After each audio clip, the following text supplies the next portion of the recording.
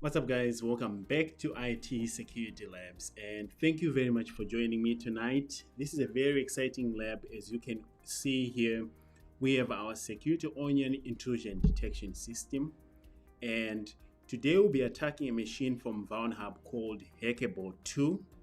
This machine, I have it running in VirtualBox, so if you go to vulnhub.com, you can search for Hackable 2, and that is the machine that we'll be attacking today.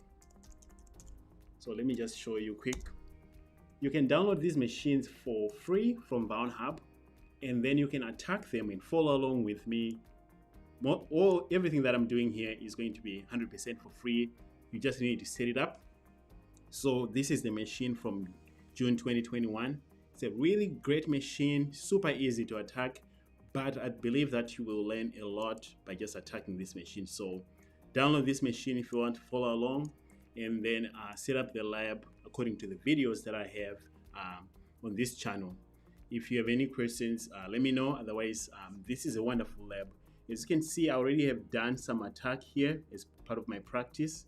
You can see within our intrusion detection system that we have a spike in events showing that something is happening in our network, meaning this is an indicator of compromise. So without wasting time here, let me show you our setup and what we are doing. I pulled up my slides from last time. So this is an attack and detect series. It's usually meant for beginners to learn in-demand information security skills. I believe this is the best way to learn how to understand network traffic, how it moves across a network, what it looks like. Then you also learn some networking basics when you set this lab up. You also learn system administration, Linux. You need to know how to move around in a Linux system, Windows system. Then, of course, the biggest part, which is network security monitoring. In this case, we are using our good friend Security Onion for monitoring our network. And then we can see traffic and everything working here. So final part of this lab, of course, is make sure that this is all safe. It's 100% safe in a separate VLAN, in your own home lab. And I think that any employer out there will be very impressed to know that you are playing with a lab that you set up yourself and you're generating real traffic and you're attacking machines. I believe this is really great. So I see Robert is here, Gotham Ravi, and Magic 12. It's good to see you guys. Thanks for joining our live stream tonight. So like I said earlier, this is our machine. We have a machine from Vulnhub, and then we'll be attacking it, and it's called Hackable 2. So without wasting time here, let me go to my Kali Linux here. This is a Kali Linux machine. Let's ping my machine 192.168.38. It's 179. So this machine here is got a DHCP IP address on my lab environment, and it's 179.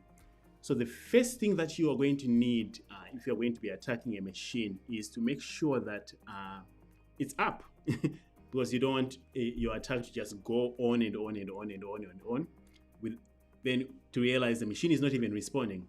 Oh, thank you. So what we want to do here is run in Nmap -sv -sc. I'll put on all ports on 192.168.38.79. What are we doing with Nmap? If this is your first time seeing Nmap, we're just saying, hey, a tool called Nmap will go out there and scan this machine, which is sitting on this IP address. We are going to be using service versions. So we want, if it finds a service that is running, we want it to output a version. This time it's going to use some default scripts in there, and we want to scan all ports. These are all TCP ports. This is not a UDP scan. You also need to run another UDP scan to actually get a full picture. This time we're just going to go with a TCP scan. So as you can see here, we are getting started. This takes a while depending on the target. But while it's running, what I like to show you guys is our intrusion detection system. In this case, we're using Security Onion, which is super easy to set up. When you come into Security Onion first time, there's an alerts tab here. You see I chose it to show the last 2 hours. Because we are running an Nmap scan, we're scanning a target where we have detection in place. You will notice that Nmap will get caught with Nmap user agent. That's just the nature of Nmap. So if you want to hide, create your own custom scanning tools that do not have the Nmap user agent setup. And the same applies for tools like GoBuster, dirb, and all those things. These are simple things to get caught by intrusion detection system. So I encourage you to come up with your own tools if your goal is to not get caught. Because running Nmap with its default behavior does get caught, even if you do ping sweeps only. And here is Nmap getting caught. What can we decipher from this? We can tell that the destination IP is our victim machine. We should be able to see the source IP address. In this case is 192.168.38.82. We should be able to verify that to make sure that it actually is.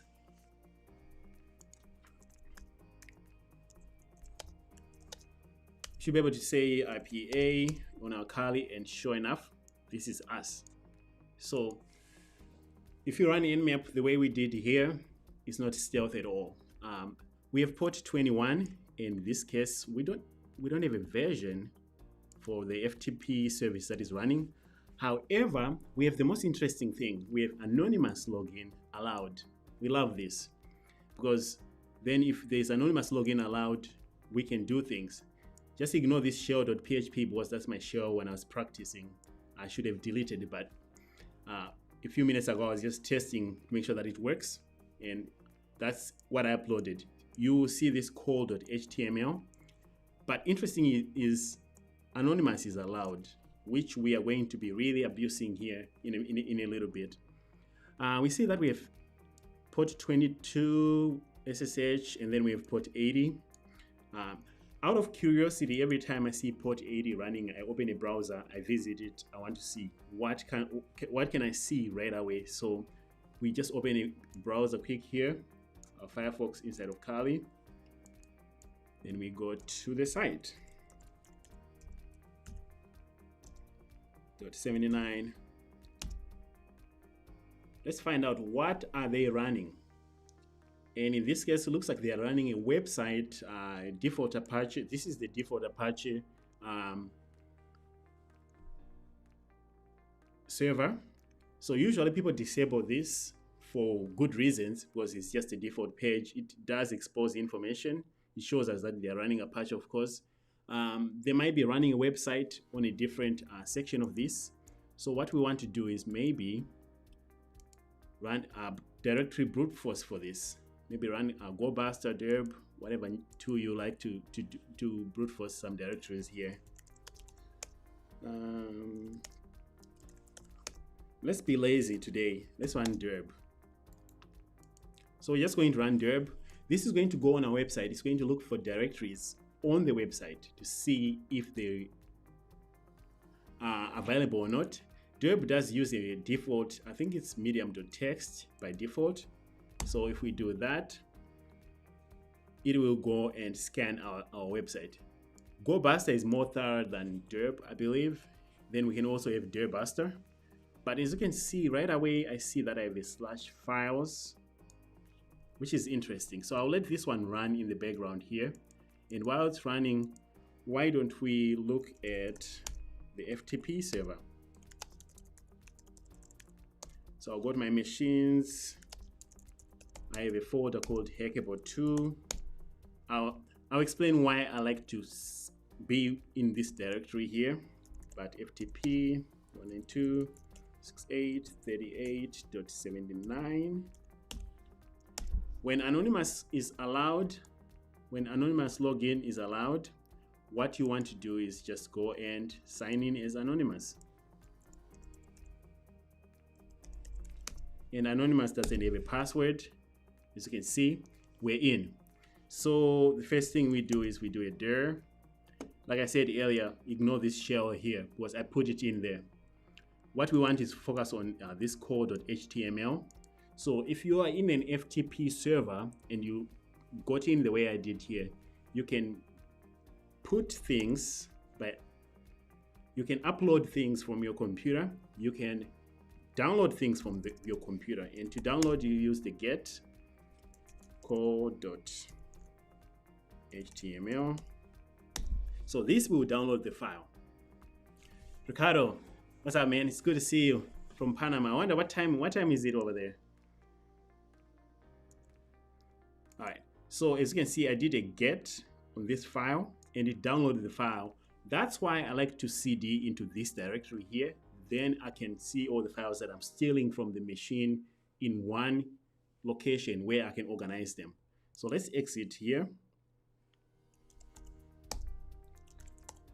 You will notice that I have this core.html that we need to check out. All right, so core.html doesn't have much. It says get ready to receive a call. Well, where am I going to receive this call from? I have no idea, but I know that our FTP hit that core.html. Maybe this is a hint. So we leave the FTP server the way it is, but you might be curious. Are we able to tell from our intrusion detection system that we downloaded this file from this victim machine? Since this is FTP, this data is not encrypted. So I'll be curious. I would like to go and spend some time in Kibana and track down this file. We should be able to see it because it's FTP. So that's something that if you are playing with this lab, you should be excited to go and check it out. Hopefully we can see that file. All right, so we'll clear that for now. Let's go and check dirb. Our good friend dirb finished. Actually, I lied. It's not medium.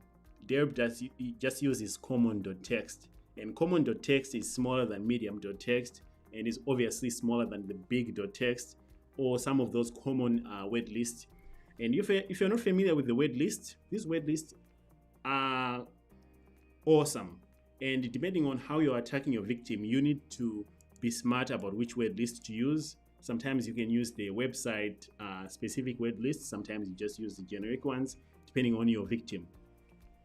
All right, so as you can see, our common.txt did deliver for us. So we see /files here. Just out of interest, I'm going to run GoBuster as well. This time I will run GoBuster with, I don't want to use web content. I want to use big.txt. I thought I did a cheat sheet for that. Well, I guess this is where I have it.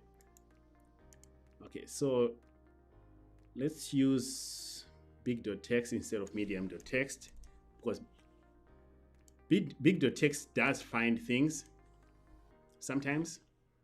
Right. So remember we have /files here. We'll check that one out, but let's also run with big.txt so we can make sure that we are being thorough here with our directory brute forcing. The 79. So this will take longer because we're brute forcing with more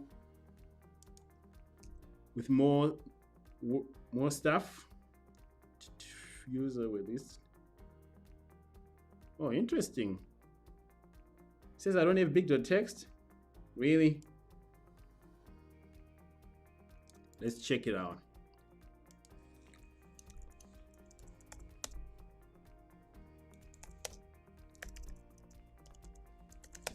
Let's see if I don't have big.txt. I might have.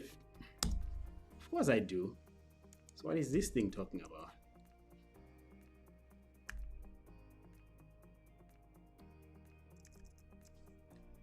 All right, let's point it directly to what it found. I have it in two places in SecList, so maybe it's just a typo.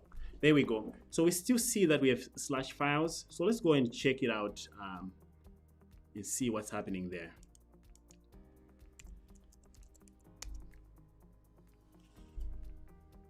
All right, so if you go to /files, you notice that we have core.html. Remember from our FTP, code.html was also in the same place.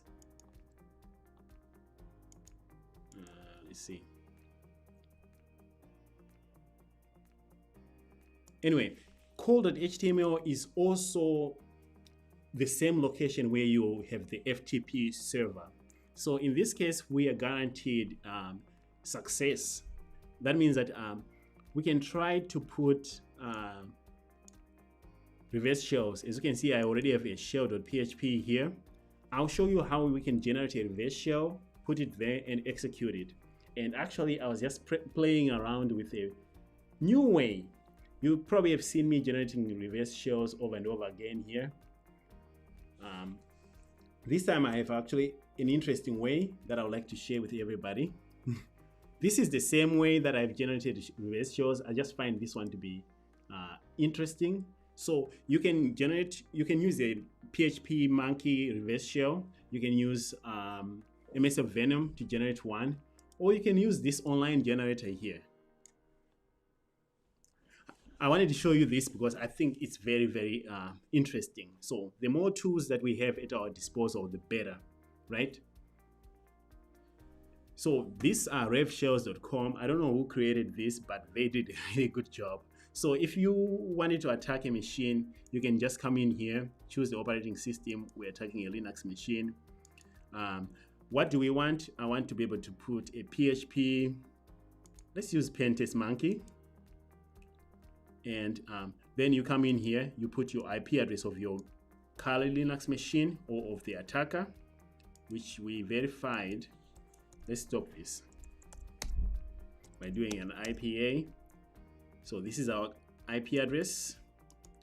So let's go and give it our IP address. Then we give it a port. So this makes your life easier because, you know, the less errors you make, the better. So I like port 5353, but let me change that port because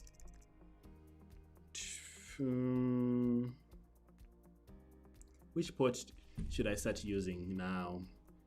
Okay, for now let's just use 445. It doesn't matter which port you use. I just like to use this one for now because why not? So as you can see, it automatically populates your port in here. So you now have your PHP reverse shell. This really shines when you are going on things like Ruby, or if you wanted to use Socket and other things. Especially if the environment is like Python 3, this is where this tool shines, and that's why I wanted to show you. Otherwise, you can generate these the other way. So now I have a Pentest Monkey reverse shell with my Kali Linux IP and my port 445. All I need to do is just copy this. Then come to my victim machine here. I need to be in the machines Hackable directory. Let's use VI.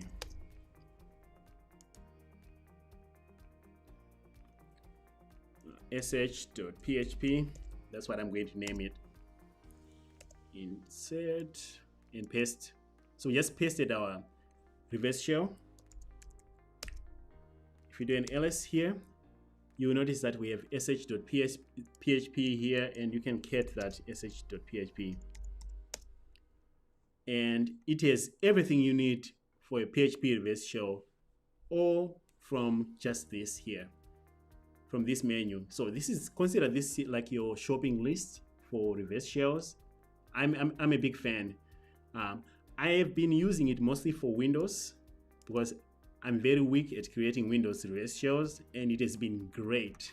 So that's why I'm very excited about it. Okay, so now that we have sh.php here, let's do our FTP again. Let's FTP in our victim machine and put our reverse shell there, then execute it and listen so that we can get a reverse shell on the victim. This is the easiest, and this is as easy as things can be.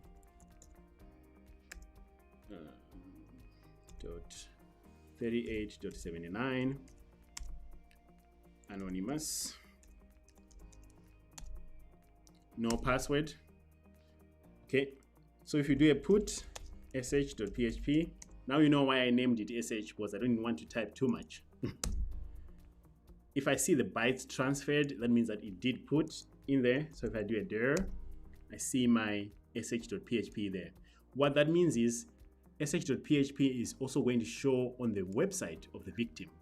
And here it is. So all I need to do is listen using netcat. Let's exit out of there.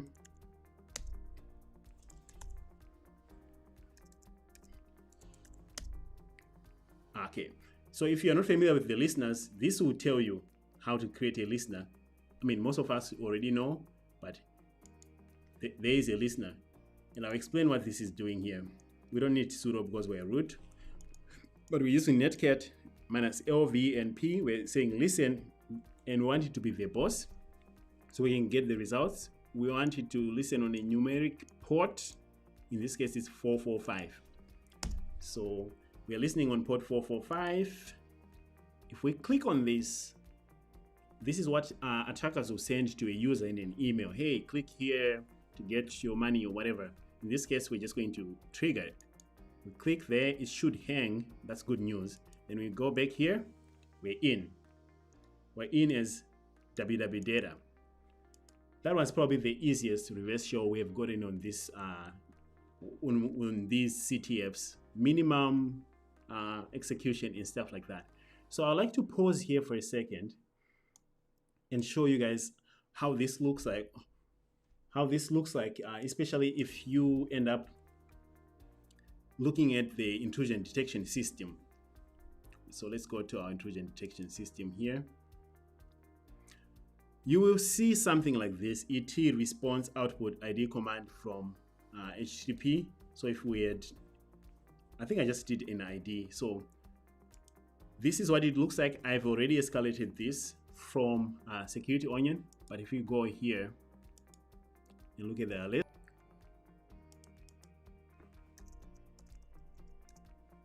I'll just refresh so that we start over.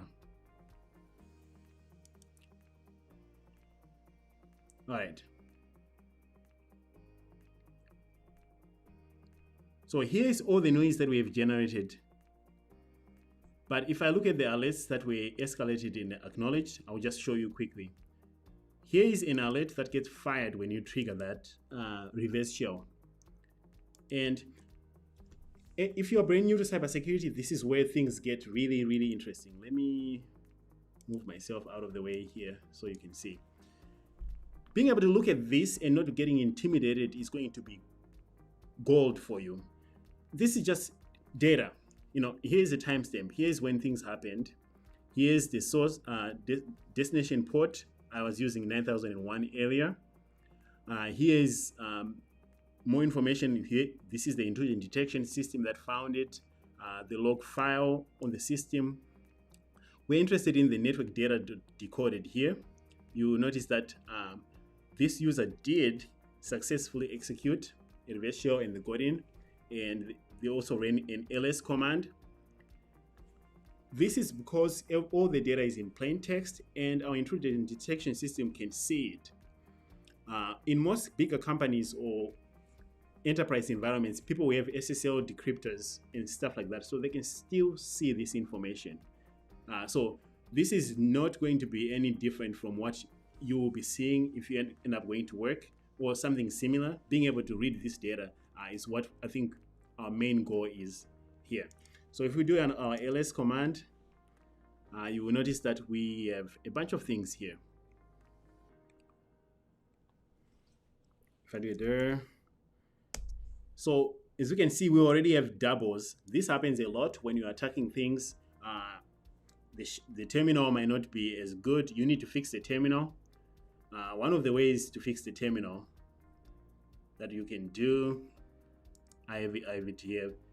You can export the term. There's another step where we can make this very stable.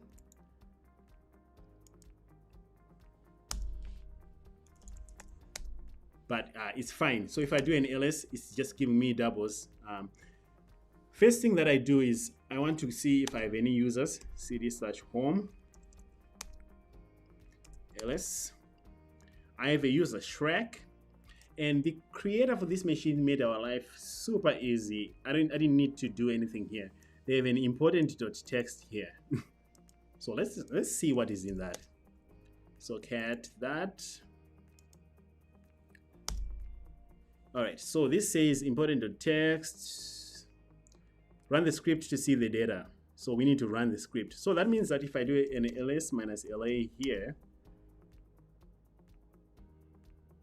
wait a second.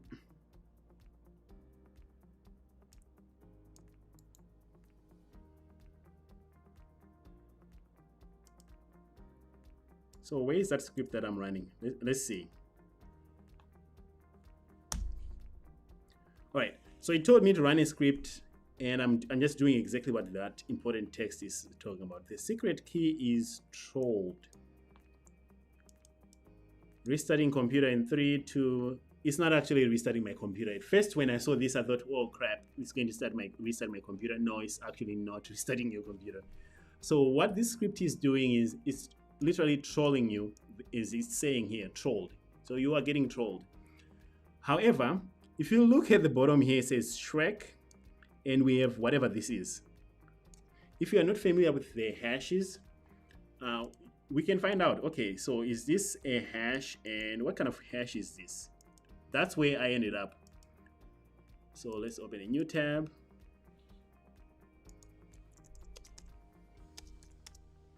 Then we can run a hash, I think it's dash identifier. Hash identifier is going to tell me what this thing is. And we just paste whatever that hash was, because I think it's a hash. If you scroll up, possible hash, it says it's possible MD5. So, and it says domain cached credential. So it says pass.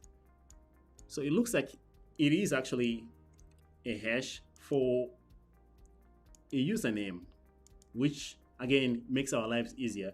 From our earlier discussions, we found that we have a user Shrek. So this is potentially Shrek's password. So online, you can use a lot of tools out there. You can also crack this hash locally. So online MD5. Of course, CrackStation is going to be the best tool, well, one of the easiest tools to crack, but I wanted to show you how to Google things. CrackStation is going to be the first one on top. We also have an MD5 decryptor here. Let me go to MD5 decryptor. CrackStation will work. Let's test it on MD5 decryptor. Let's paste it there. Decrypt. Of course, you can do this locally. Okay, so this hash is not in the MD5 decryptor's database. It looks like. Let's go to CrackStation.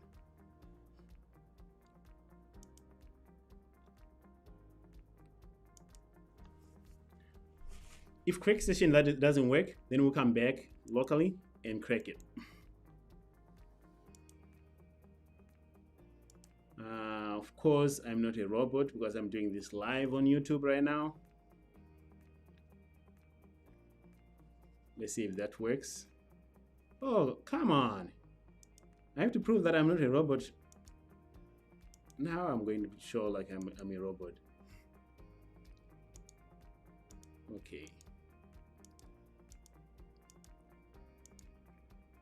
Maybe we should have just gone to the terminal directly so we don't have to deal with this.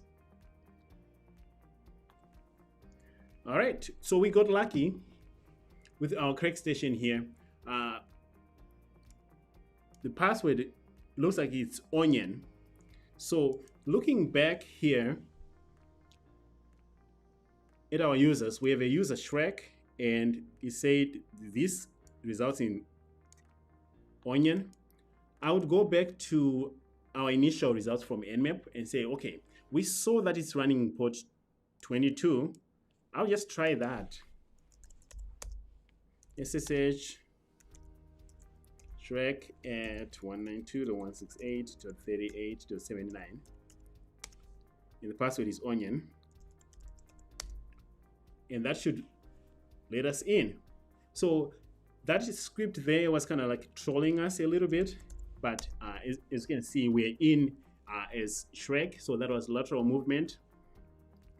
The very first thing, without even wasting any time, that I do every single time is sudo minus L. What does this user Shrek have any sudo permissions? And you wouldn't believe it, we do. We can run Python 3.5 as a sudo. So from experience, since I have attacked more than 60 if not 70 of these machines here live, we go to CTF Robins.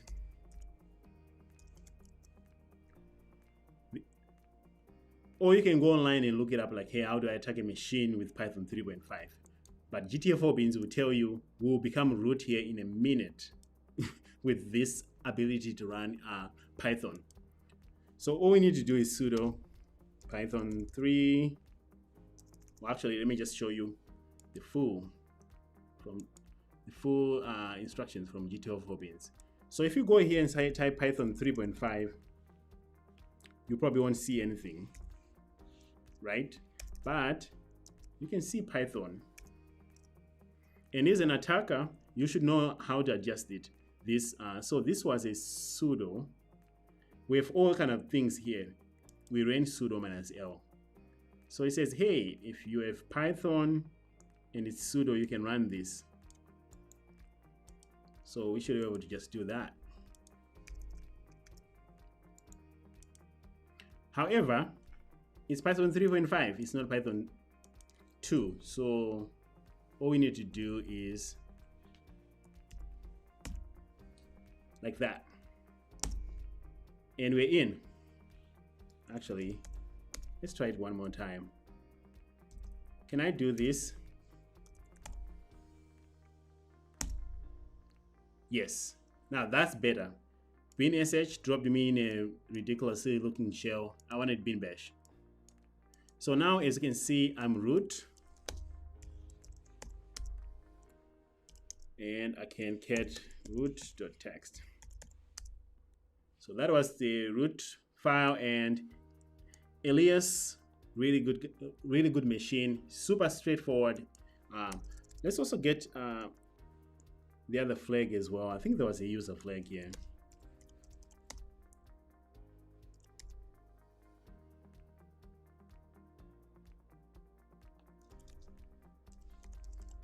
I believe so. In the Shrek user here, we had the user.txt and a nice graphic. So if you haven't subscribed, I think this is worth subscribing for. This was a very easy machine. We didn't do a lot of enumeration today. Pretty much everything was right in front of us. We got in there, we saw everything. Now we can go and spend some time on our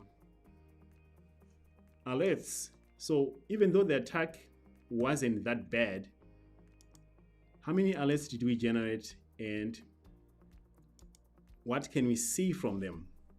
I think that's what you're going to gain the most from, because a lot of companies need people who can defend more than people who can attack. I think you need people who can defend every single time.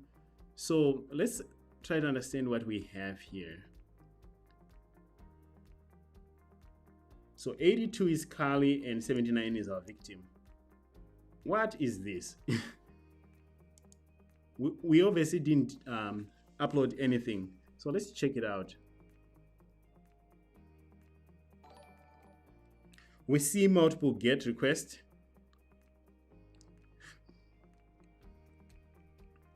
As a defender, I can quickly tell this is probably some tool.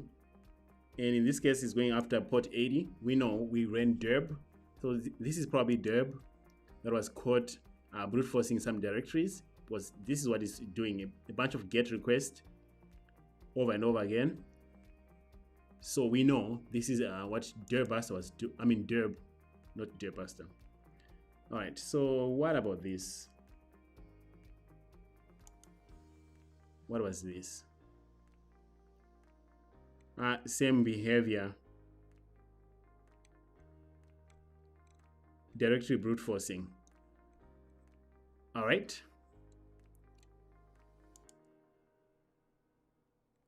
Let's see if we, remember we use port 445.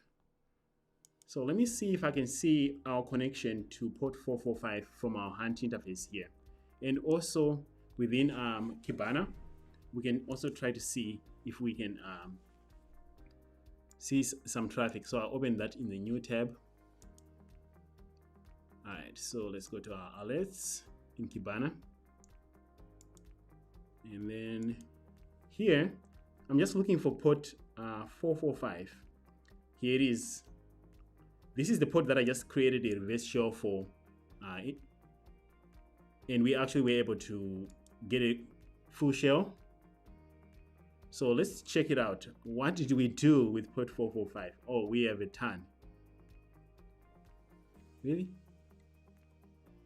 And there we go. So you can see all the commands that we ran, at least some of them. The ID command, ls, and we ran a dir command. Then here is me exporting the term.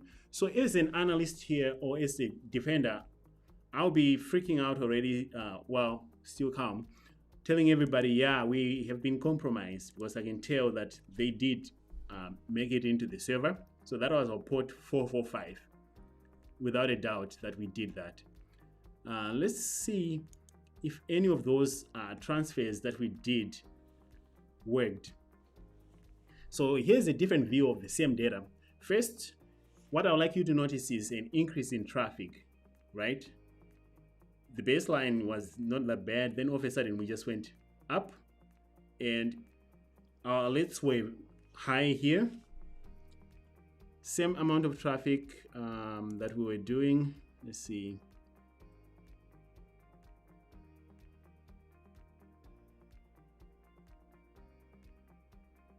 All right. I'm just looking at all the same amount of information here. And this is the malware uploader, that the rule that is triggering, which is not that bad. Okay, possible HTA application download. What is this? The same alert in Kibana, but I'll show you what it looks like.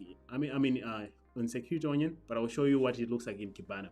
The reason why Kibana is preferable is because if you can deal with the Kibana interface and the Kibana querying language, you will most likely be able to deal with things like Splunk and other tools out there.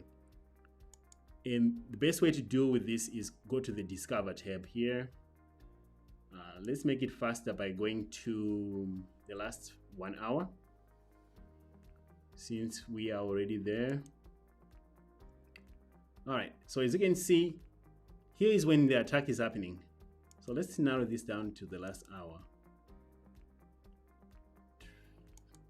because we should be able to see our real traffic, like from right now.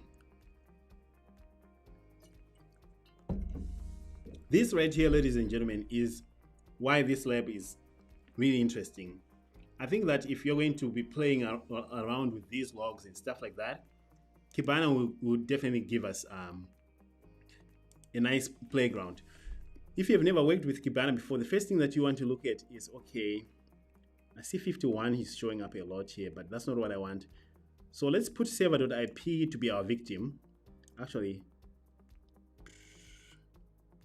let's put destination.ip to be our victim, so we can just narrow this traffic. And I don't need to know anything about how this thing works. 38.79, I believe. This is going to show me all the traffic that was destined for our victim. And let me move myself away from here. In the past hour. And if you need to create any queries, this is what you see. Okay, so now we are looking at all the traffic that was destined for our victim. We can see that we had 60,000 within this tiny little block here. For the good defenders, you should be thinking, what happened? And you will notice that here, according to Zik, the FTP user was anonymous. I mean, we now know this is the real data that we have. Destination.port was 21. Destination IP was that. This is when we were going through the anonymous port. So let's see if this will show me any interesting data. All right, so we did connect to the anonymous port. I mean, port 2021 FTP port. And here's our message. We've got a 200. This is probably when we were downloading. So let's look at the full message to see. All right, so this looks like just a Zeek log. So this is just going to show me that yes, there was a user anonymous and a password of blank getting to the victim.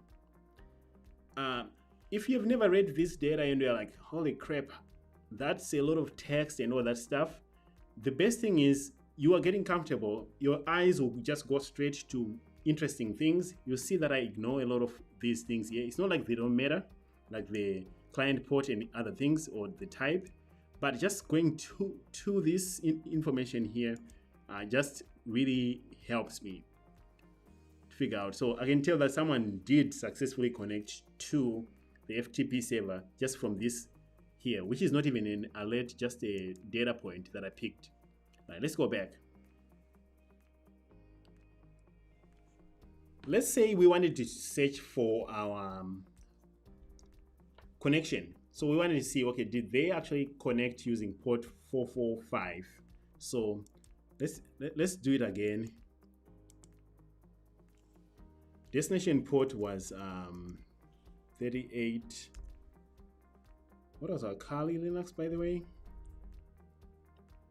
.82. So we are looking for traffic going to Kali Linux. And is it dest.port?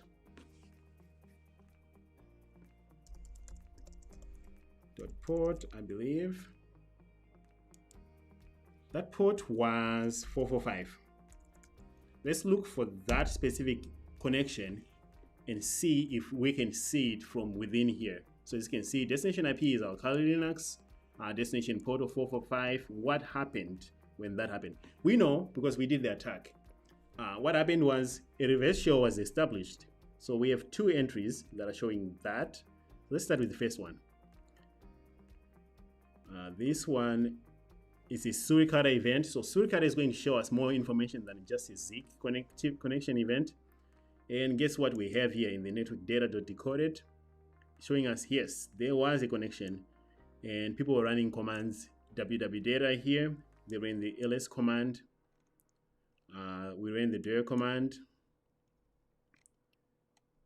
And we also saw the user Shrek's hash. So we can tell from here that things did happen with port 445. So let's go back and look at the other one. What is the other entry? The other entry is probably from Zeek. And it's just probably like a broken or something like that. Let's check it out.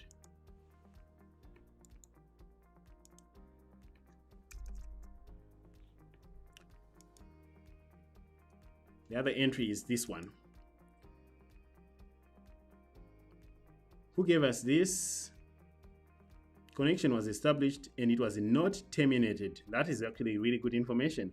So the network event, of course, and we said it's a Zeek. It's a broken event, like I said earlier. And we can see, if we wanted to see what that looks like at the network level, here's a connection ID. And that's the communication. So Suricata is going to give us more information. Zeek is going to just give us, hey, something happened. And here I have an entry for it. So that's us trying to hunt through the threat that we know we generated here. What about all the connectivity to port 21 that we're doing to our victim? How many times did they connect to the FTP server? So that would be 79 here. How many times did we connect to the FTP server? And can we see any interesting information? So we're saying the destination IP was going to be our victim machine and the destination port was that. You can also say like source IP address is going to be Kali, but in this case, That's the only IP address that accessed it. So here is how many times on this machine someone here's how many entries we have. We have this one is from Zik. Let's see if we have any suricata.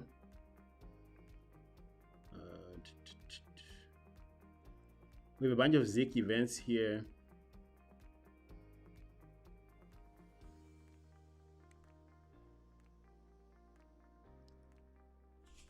And a bunch of weirds, of course. They were going in the weird.log. I don't know why they were going in the weird.log. They should have been in the actual connection.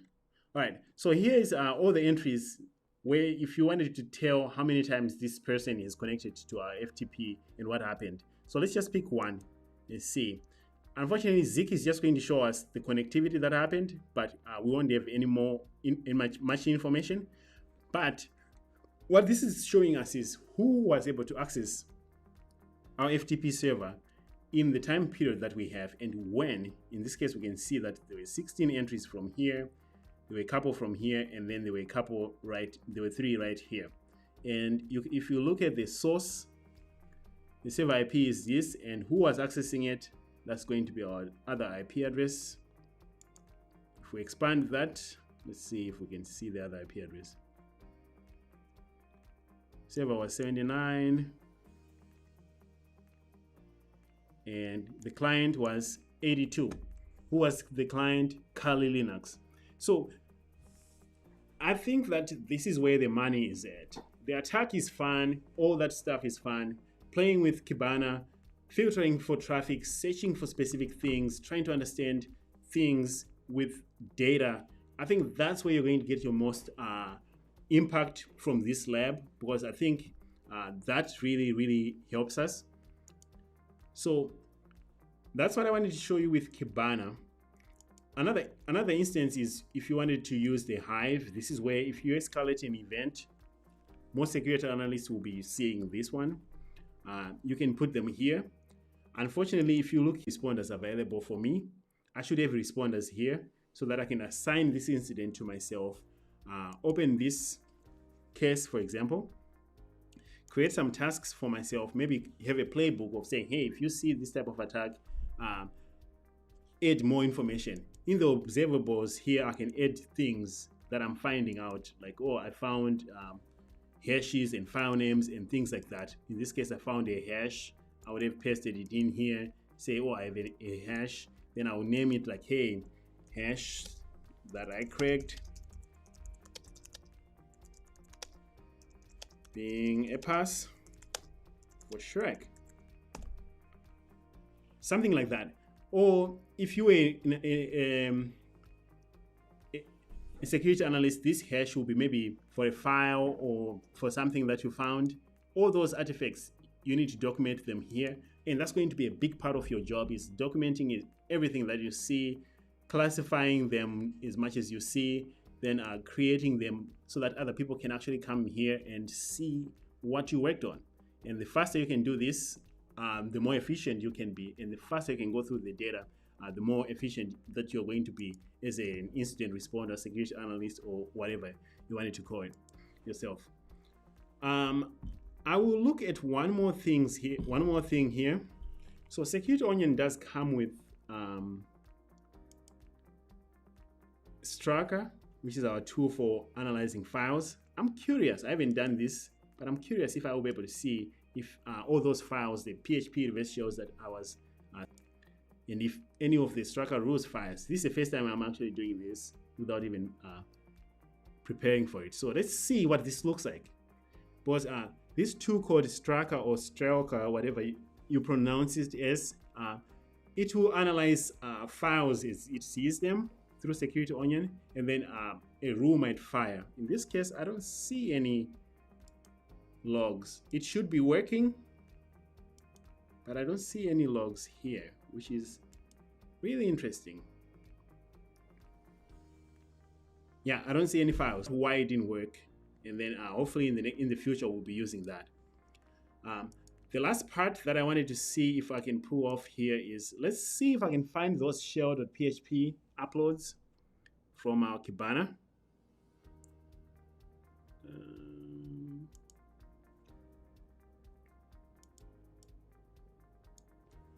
Let's just remove this.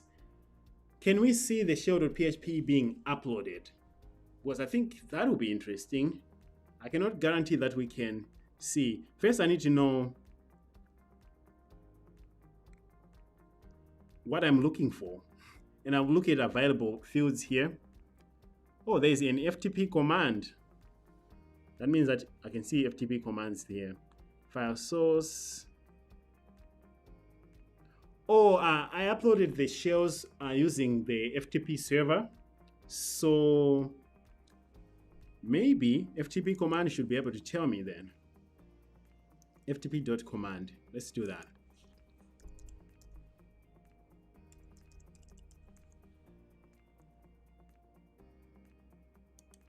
Let's just look for any instance where the FTP commands exist. That's where the wildcard comes in place.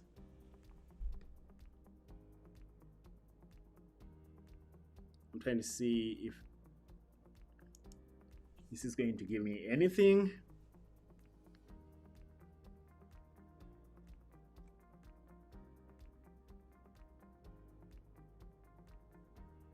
All right.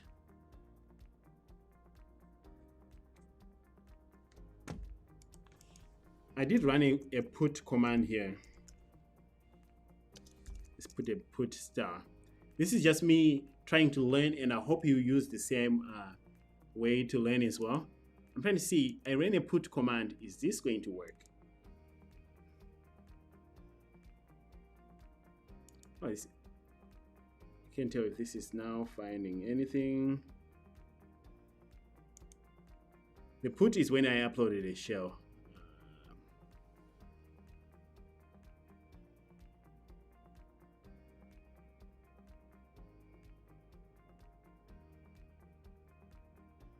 Interesting. All right.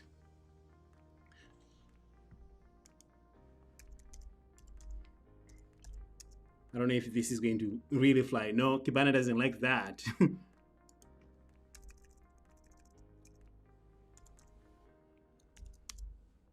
So get star. No.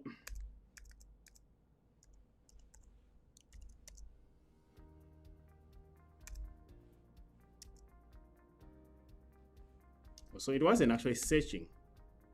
Or is it? So, yeah. All right, so it's seeing that I did run a put command. I'm just trying to see the exact command that I ran. And let's see if we can find that. Oh, there we go. I think we struck gold, guys. I did say put sh put shell.php, and this is the sh.php right here. That's the file that I put earlier. So if you're trying to see if an attacker has uploaded something to an FTP server, hopefully you don't have an FTP server, by the way, but if they did put something, you can use Kibana to track down exactly when they put that. So this is when we put the sh.php. I bet if I look through some of these, I can see when I put this shell.php as well, because I did put another file called named shell.php. So I hope you are learning and you're having fun with me, because I think this is really fun stuff. Otherwise, that was our machine for us for this week. Definitely thank you very much for joining. I really appreciate everyone who was here and all the likes and subscriptions that are coming. I see a lot of people are subscribing.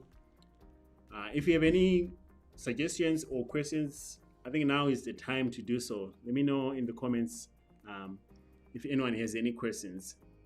But otherwise, this was us playing with live network data, attacking a capture the flag machine, almost like upgrading the CTF experience to actually have meaningful learning with us.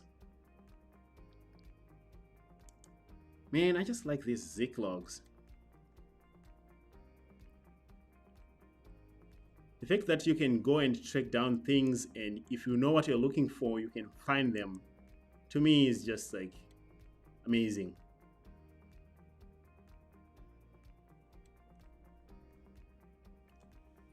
All right, if anyone has any questions, let me know. Otherwise, I think this was a successful stream, and thank you very much for being here.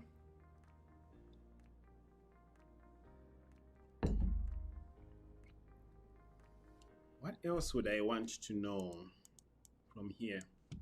I'm just waiting for anyone to ask any questions. Otherwise, I'm going to look for specific data here.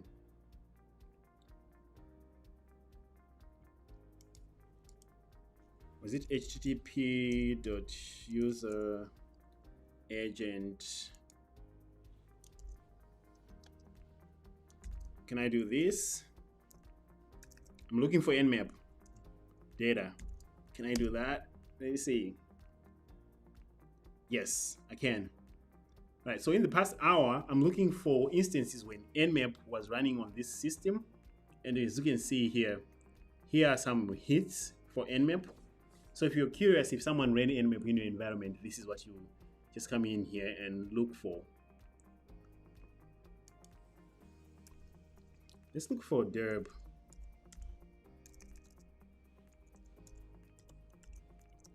I don't think dirb sets a user agent, but GoBuster does.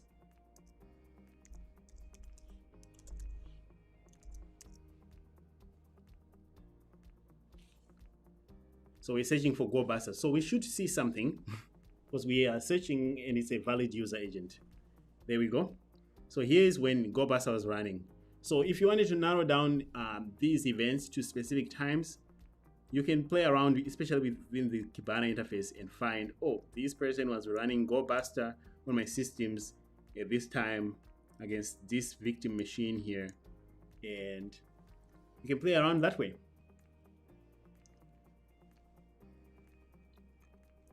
Awesome. All right, thank you very much for being here, guys. I really appreciate everyone who joined tonight. It was a super easy machine. I will be creating more content, and as soon as I'm done with the OSCP here, there'll be another series. I would like to start a series where we can learn all these tools that I'm using. 2 specific series, mostly on Windows. That's going to be my main interest. I'm kind of sick of Linux after over a year of attacking a ton of Linux machines live here. I've been attacking a lot of machines in the OSCP labs and PWK, but hopefully we'll be able to do that as soon as I'm done here. Otherwise, thanks for being here. You have a wonderful night and good week. See you next weekend.